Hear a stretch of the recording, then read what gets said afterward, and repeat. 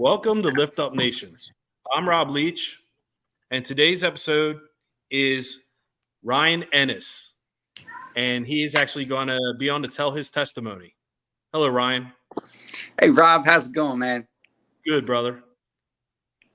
So tell us a little bit about yourself. So my name is Ryan Ennis. I am a Christian husband, father, business consultant, now motivational speaker. How motivational, I suppose, is up to the audience. And life coach and life enthusiast, whose whole goal and sort of mission here, I believe, on earth is to help people live their best life beyond the bar that they set for themselves. And I guess the short version of that is I've had a lot of experience over the years between clients, whether that was working one-on-one or in small group settings, or just personal experience of learning that we tend to live life in two polarities. And one is always kind of searching for that next bar that you set for yourself, and thinking that life will be great then when you get there, when I get married, when I get that car, when I do that thing. And it's a facade, right? We get there and we're never really happy. And the alternative is kind of hiding in our comfort zones beneath the bar that we set for ourselves, and just waiting and watching and just never really taking a chance at life. And I found that both roads ultimately kind of intersect at the same stop sign, which is regret at the end of your days.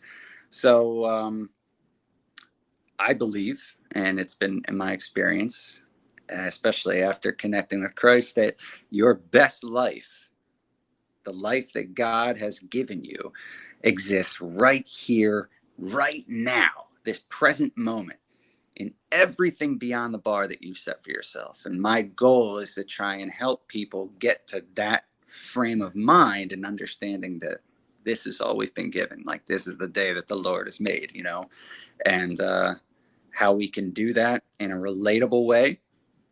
Sometimes that means just meeting them in the middle and, not even bringing God into the conversation so that we can disarm it first, and then let's talk about things. I'd say the shorthand version, that is kind of where my professional career is, as I mentioned in there too. Christian, husband, father. Those are the three. Those are the big top ones there. Everything else just kind of falls into place. That's great, brother. I do have a few questions for you to start your testimony. The first one: what does your life look like before you knew Jesus?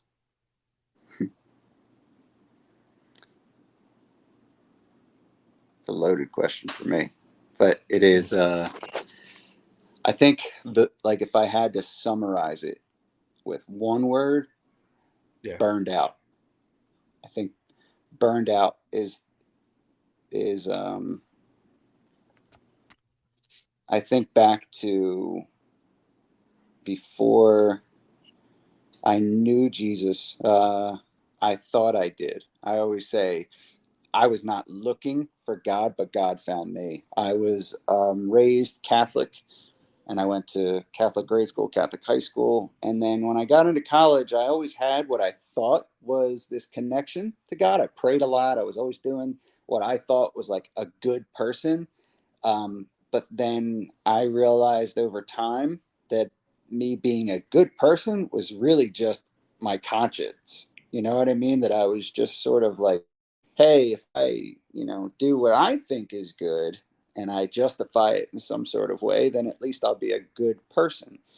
The other part of that was I had been kind of running this race for so long of not knowing where and what I wanted to do with my life.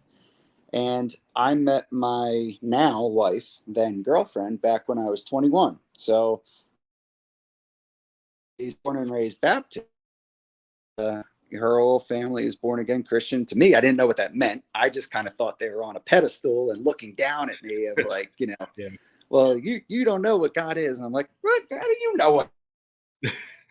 And there was a lot of that animosity. And there was years there where I was not having it. And as hard as my wife pushed me to get to know Christ and come into that, I I couldn't do it. And that's why I say burnout for me is the word that I can think of the most, because I was searching for purpose. I was searching for passion. I was searching for peace in all the wrong places.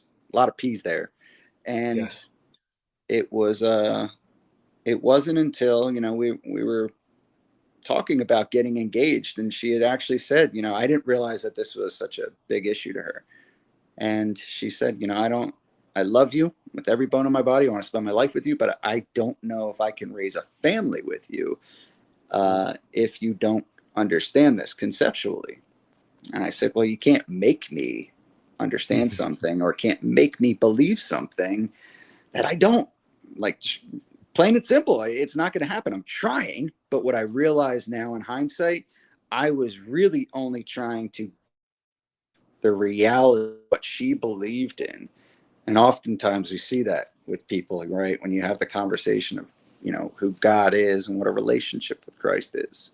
Most times people that don't want to hear it or aren't ready for it, they're just trying to appease their own egos and their own sense of what they believe in, and just to disprove what you believe, right? So Correct. that, okay, Yep. if there's some sort of like, if I can do that, I could feel better about me.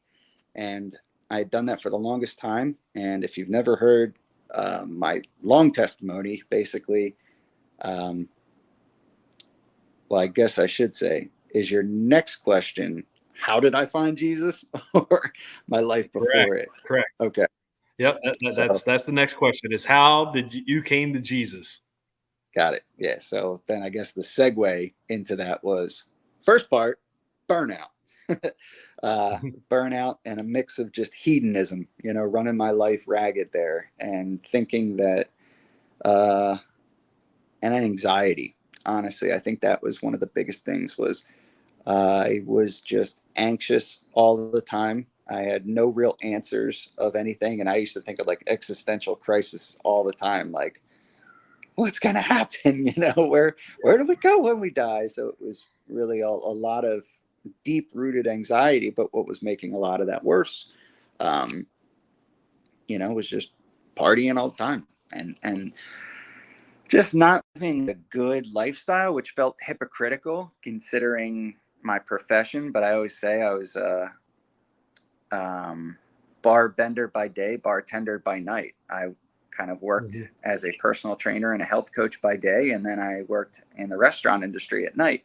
And that dual life kept me on this straight and narrow, I think, long enough that God could kind of just plant seeds over time to put me exactly where he needed me to be. And that ended up, as I said, with my wife kind of saying like, hey, I don't know if this is going to work. And I said, well, I'll do everything that I can. And it ended up, I found Jesus in 2018 in the backyard of a friend's house after they had just won the Super Bowl. The Eagles won the Super Bowl, I should say. Yes. Yeah. So it wasn't because I had a bet on them winning. If anything, I was betting against them, because if you remember that Super Bowl, first off, I was a huge Eagles fan, and they made it to the Super Bowl, which was already like, what? My mind was blown. And what I realized was, up until that point, I was believing I was I was a product of like what I felt was true. And what I felt was true in the sports world was the Eagles are always going to let you down. They're going to find a way to blow it in the end. They'll never come through. And these are like diehard Eagles fans telling me this. So that's what I began to believe all my life. They will always let you down. They'll always disappoint you. So they're in the Super Bowl. They're playing Tom Brady, who, is one of the greatest of all time, whether you like him or not. And I just remember this anxiety of like, they're going to blow it. They're going to blow it. I can't watch. So I remember going outside with my wife, and she called her mom. And her mom, aside from not being very sports savvy, had a very rough way of explaining things, like doesn't sugarcoat it. And we're calling her, and I'm trying to get a hold of her dad, because her dad was a big Eagles fan. She's like, he went to sleep. He couldn't handle it. His heart was hurting him. I said, rightfully so. All right, well, I I can't watch right now. She goes, what do you mean you can't watch? I said, they're going to lose. They're going to find a way to blow this. And she said, no, they're not. And I said, no disrespect. I said, you don't really watch football. You don't know them kind of like this, that they're going to do it. And she said, no, you don't understand. God needs them to put them in a position so that they can glorify his name. He needs to put them in a position where they can share their testimony with others, right? And God wants to put them on that pedestal so that they can glorify his name. And the way that moment, it was enough to just plant this little seed in the back of my mind that I was like, okay, that's a take I haven't thought of so far. But the initial thought was, you're crazy. You don't know what you're talking about. We ended up as going back inside, freaking out. And as that game is going along, right, we know how it ended. And I found myself all the way until the last second filled with such doubt and such disbelief in something that I had known my entire life, right? This was something that I believed my entire life, that I'm like, they're going to disappoint me. They're going to fail. And they ended up winning. And in that moment that they won, it was kind of, it had less to do with this celebration of an Eagles victory. And it was more of this feeling I had never felt in my entire life. It was this like spiritual washing over, if you will. I couldn't explain it, but it was like in this moment, all of my anxieties, all my worries, everything was just gone. And I was overcome with this feeling of just like immense peace and joy. And what would make sense to someone is thinking like, well, yeah, your team just won the Super Bowl. I wasn't thinking about the Eagles at all. What I could not get my mind off of was my mother-in-law and the faith, the unshakable faith that she had in a God, right?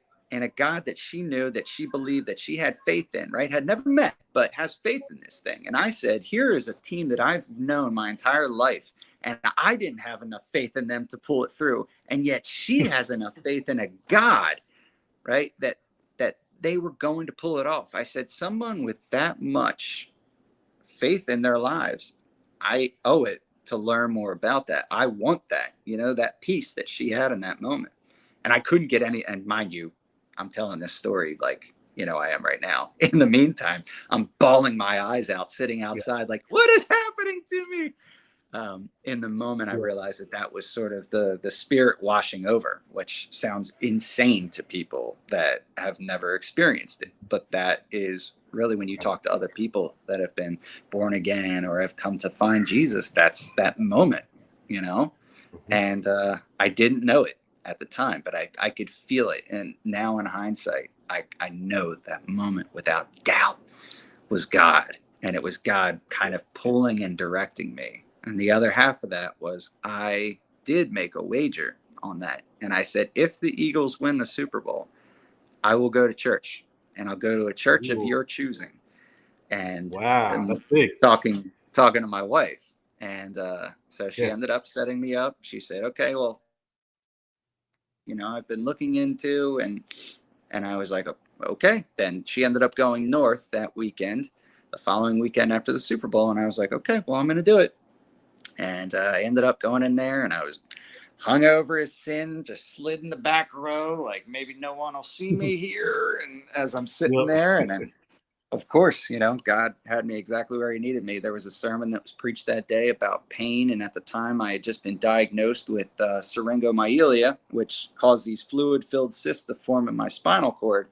And at the time, the neurosurgeons that I spoke with basically had told me, who I just got married, that I would have to basically accept the fact that these things are just going to get worse and eventually could lead to, horrible pain and paralysis that I was already experiencing. So like there was that moment, and Pastor Bert at the time was preaching a sermon that, might as well have just been a bow and arrow right to the heart for me. And I'm just trying to sit in the back, like holding it together. And I ended up having to go out to my car, and I just broke down, and I kind of just said, I'm like, God, this is the sign that I needed. I'm yours, And I always say from that moment on, my life got incrementally more challenging, but I was never at more peace than I have been from that moment on.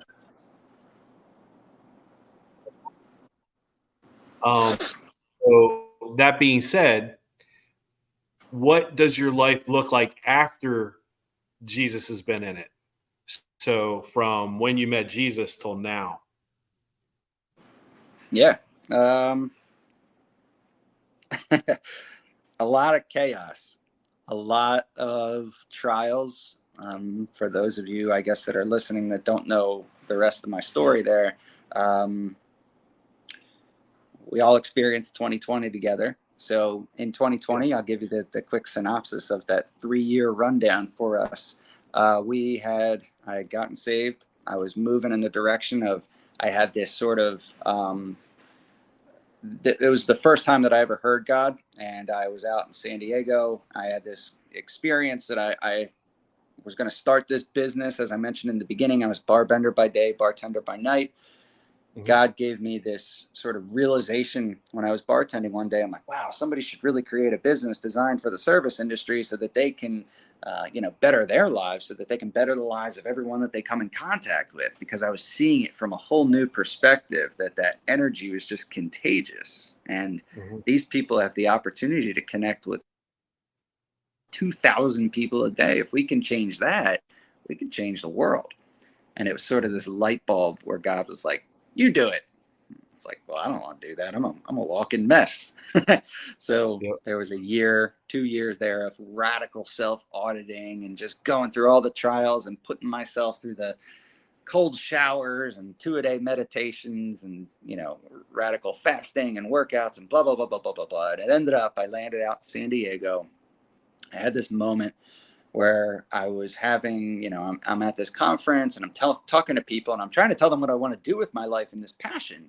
And every time I tried to describe it, I couldn't get the words out, and I ended up going to bed that night just furious. I'm like, God, what did you bring me out here for? This was a waste of time. You don't know what you're talking about. What am I doing here? I'm not qualified. All of those things that the enemy puts in your head. And I ended up saying, whatever, I'll go to sleep, wake up, and it'll all be better. It didn't. 3 hours later, I woke up with a panic attack, and I'm like, oh gosh, here I am, this life coach, out here trying to help other people, and I'm having this panic attack. I'm like, you haven't had these in years now. What's going on? And, I say, the enemy or the inner me, both joined forces and just went to war.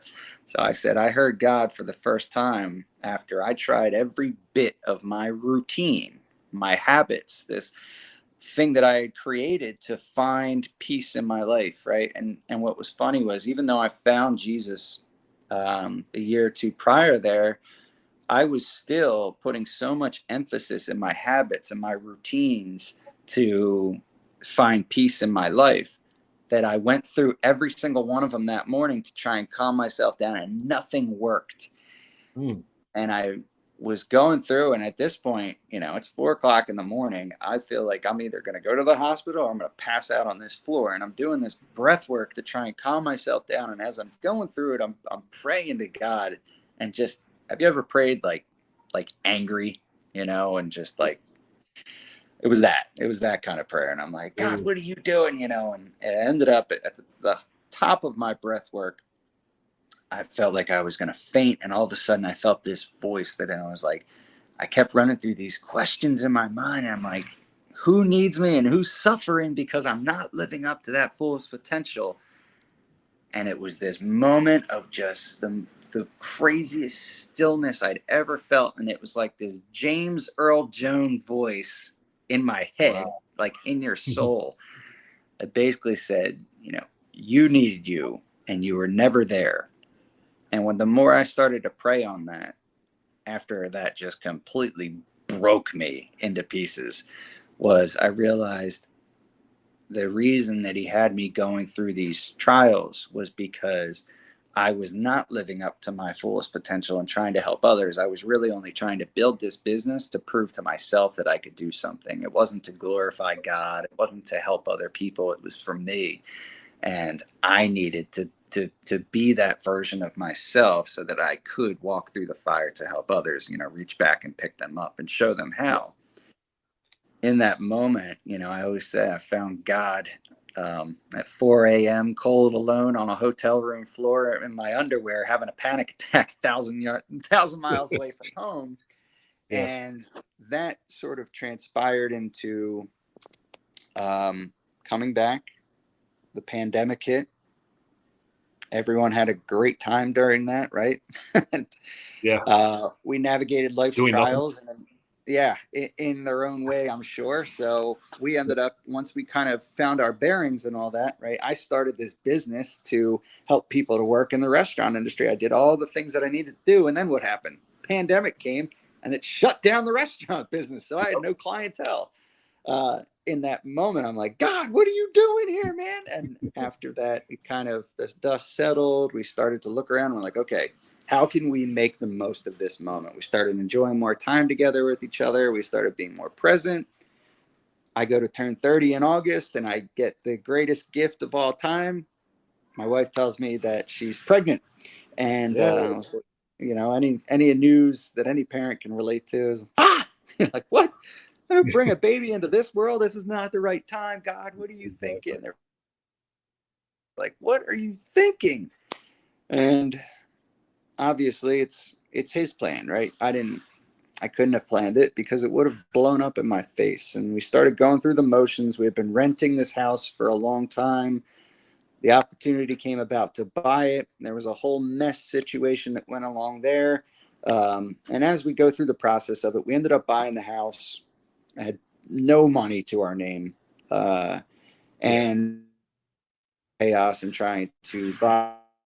And it was like we put the last nail in and her water breaks and we go to the hospital and we're about to deliver our boy, which, she'd done every single thing that she could do right to provide the best life for this child possible.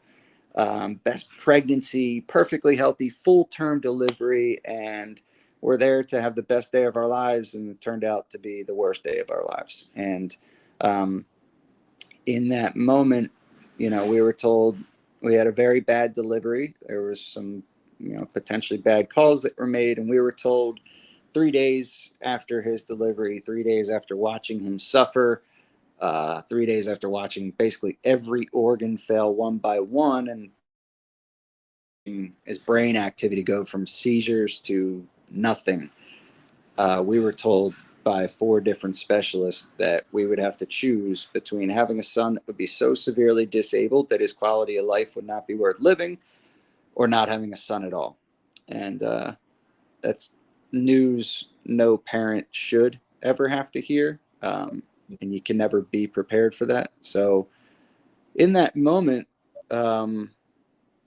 we had nothing. And what we became apparently clear was, in those moments, nothing else matters. Like how much money you have, what car you're driving, the house that you live in. In that moment, we would give anything to let him have a normal life. And I remember making that deal with God and just like, whatever you need from us, take it.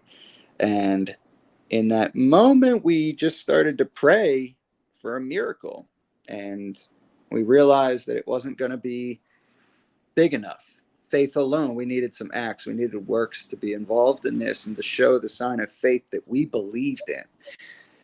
So that's what we did. We took to Facebook and we put out and we told everyone the situation that was going on. And in that moment, we were, what we experienced through social media was incredible. I've never experienced the love, the kindness, the outpouring of support from people all over the world. Just like, what can we do to help? How can we pray? You're on this prayer chain. You're on this prayer chain. But what we experienced behind the scenes was nothing short of miraculous. In the days following, day by day, 7 days later after we got that diagnosis, my son's organs began coming back online.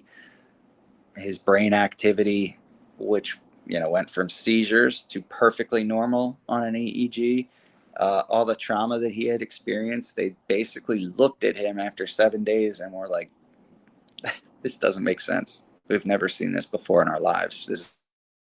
However, you should be prepared that he's going to have severe developmental delays or complications throughout his life. At best, cerebral palsy is probably, what may happen. But I always tell people it didn't matter. And any parent knows at that point, let the chips fall where they may. God gave us an opportunity. And I owe everything to God. To that day, that was when I realized that I had been playing, even then, 1 foot in, 1 foot out with God. And I found myself almost like bargaining, like, okay, you do this, I'm all in. And he did. And so did I. When we came back, we left the hospital and I got baptized and, kept walking closer in faith. And the one part I left out there was kind of like God healed my son and came through on our house to show us, hey, listen, I showed you that I can do the impossible, because what's going to come next, you're just going to have to trust me, because it might take a little longer and it might test your faith even more. In the weeks and months leading up to my son being born, my body was just falling apart at the seams. And it ended up that after numerous diagnoses and going through a number of different tests, I was diagnosed with stage 4 metastatic lung cancer just a month or two after we brought my son home from the hospital. So non-smoker, I may add, but still the leading cause of death among all cancers there. And I think I joke, but I say it kind of had to not make sense to me in order for me to fight it and know that God can do what he needs to do through this. So as I said, it's been a lot in the time since I've found Jesus, got to know him, and declared my life, to walking with him. Yeah. But I wouldn't trade it for the world, because I wouldn't have but I also wouldn't have that peace and that knowing in my heart, that relationship that I have. Because when all else fails, and I've had plenty of days ever since, that was almost 2.5 years ago now, that I was told I would have 2 years to live. So although I'm not in remission, I said, God still has me here for a reason. So yes, he does. We're working on it, baby. That's great. So anything new that you're doing for God that you would want to share with all the people that are on this podcast that would give them some hope for the future for them?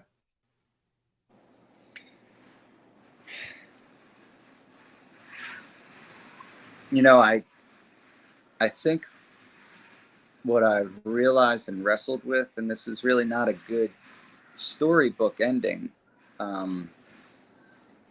but it is the truth, that sometimes we get so wrapped up in God's love and God's healing powers and potential, especially when those of us have seen miracles and seen him do the impossible, that we feel almost immortal if we have God in our corner, and it's kind of like, oh no, it's okay. I believe he'll heal me. And I want to make a point of that my faith in God is not conditional. It's not, hey, if you do this, then I'll believe. I crossed that bridge and I have already given that life. So whether or not I get healed from this, I believe that God is working his own little miracles and just having me even on this podcast. But I don't think, that requires me to be healed in order for people to see what he's doing in my life and see what the works that he can do in this world. And the reason I say that is because every day I'm trying to put out a message and let people know that this is your one and only chance at life, right? This is what we got. This is what we're given and what we're gifted here. But not only do we not want to take that for granted, but a life I've run that race without God in it. And I know what that feels like, constantly jumping from bar to bar, living safe in your comfort zones and not knowing that there is peace at the end of this. And if I can sit here and tell you with a terminal diagnosis, we have one maniac you could probably hear running around in there now. That was Yeah, we can. yeah, I guess I didn't summarize that, guys, for everyone that was curious. Yeah, he's 2.5 years old now, my son Cole, from that story, and he is perfectly healthy. He's running around knocking stuff over inside right now. But the reason I present that is because even in the face of trials, which we all are going to have, your faith cannot be conditional on that. We stand knowing that, I have cancer, and we decided to have another kid because we want to raise a strong family in the name of God. And we want to show people that you don't live conditionally. You don't live on, hey, if you do this, then we'll do this. We want to know and show that we believe in the God of the Bible. We believe that, he'll do what he has promised to do. But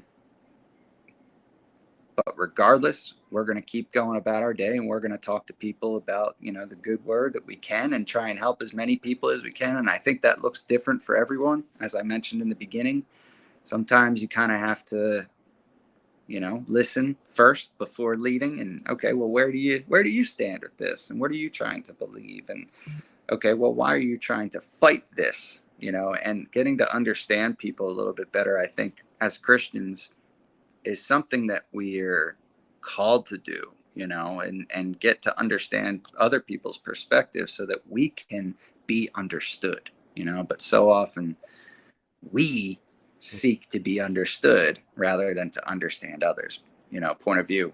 And I think, that's just where, as life kind of unfolds for us here, I think the biggest things that we're just trying to walk out day by day is how we can be of service to anybody. If there's anyone that's watching this that is going through a hardship now, or has been through something, and you're still unable to grapple with it, I'm here to talk to you about it. I'm here to help you through it if I can.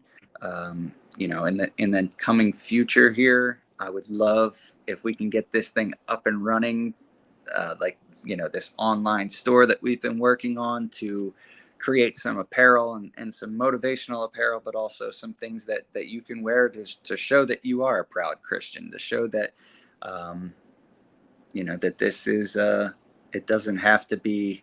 I think there's a lot of Christians in the world that are kind of quiet quitting, that they're just living in silence because of fear of judgment and fear of being isolated, or, just standing out in front of the crowd. I think that's really hard for people to do nowadays. So I don't know if that answers your question, but in the shorthand version of the long answer that I gave, as long as I am still here, and as long as you have air in your lungs, you're here for a reason. And I will always be here to help anybody that's watching this, or anybody that that may need help. I would love to talk to you if there's anything that I can help you with. Great. And everybody that comes on the show, I ask them to do the prayer at the end. So if you could do that, it'd be great. Sure. Is that just any prayer? Any prayer you want. Okay. This may sound a little weird, but I just told my wife this kind of mantra. So she is 8.5 months pregnant right now, and we have been living with my parents while we're remodeling our house. And I have this kind of burden that I always feel like I have to do all these different things. And no one, especially during the holiday season, we are all pulled in all these different directions and commitments and all these kind of things. And this prayer that God gave me was this reminder of like, hey, listen, I know you got a lot of things that you think you have to do, but you're right where I need you. So in short, that little prayer that I just kind of remind myself with is, there's nothing that I need to do There's nowhere that I need to be. Help me, God, to just trust you, and thank you, God, for loving me. And that, not a haiku, but that little prayer there just reminds us to give it up to God, right? That we have all these different things that we need to do. But first, let us trust God. Let us go to him and remind it that we don't have things that we need to do. We have things that we feel like we're obligated to, but let's go to him first. So I just pray that anyone that is listening to this right now, if you're going through a season of life that is difficult for you, I pray that bring you peace. I pray that God can divinely connect with you in a way that only he can do, and give you that spiritual blessing and that spiritual peace of mind and peace of heart that only he can provide. And I just pray that anyone that is going through trials and tribulations right now, that you know that you are not alone, not just in this world, but the next. And know that there is a Savior out there, and his name is Jesus, and he is here for you at any time that you can choose to accept him. And don't be afraid to ask questions. We're all here. We are curious beings on earth. So please come to the God of the Bible. Ask the questions you need, but seek to understand, not to be understood. Amen. Amen. And that's great. I loved having you on. Hopefully we can do it again, maybe on a different topic or something, but great testimony. And I look forward to more with you. Thank you, That brings brother. me to my announcement. Yep. That brings me to my announcements. If you are somebody that'd like to come on as a guest, or a live baptism at Lewis Beach, or come on for a testimony like Ryan, reach out to us at liftupnations@gmail.com, or call us or text us at 302-313-6190. And that being said, God bless and have a great day. God bless. Thank you, guys.